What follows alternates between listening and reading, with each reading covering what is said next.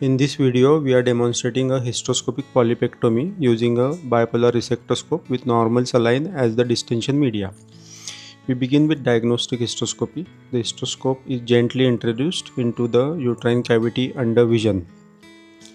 The cavity is distended using normal saline, which provides clear visualization and is safe when using bipolar energy. You can now see the polyp clearly. This is the left ostia, and now we are introducing the bipolar resectoscope. Using bipolar loop, we begin resection of the polyp. Now I am introducing the bipolar resectoscope. As the size of resectoscope is larger, it takes little bit resistance to introduce. Now you can visualize the polyp. Now with the help of resectoscope, I am slicing the polyp.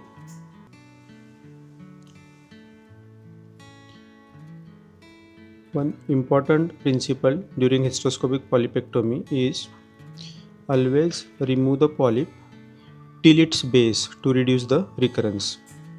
The resection is performed in a controlled manner, maintaining continuous visualization.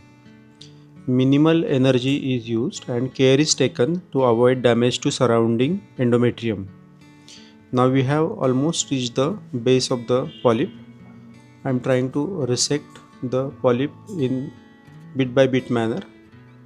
The resected fragments are allowed to come out or can be removed later on by suction cannula. We have almost resected the polyp completely, and this is the last step, resection of the base. After resection, we confirm complete removal of the polyp. We confirm that there is no residual tissue, both ostias are clearly visible and no active bleeding. Hemostasis is usually excellent with bipolar energy.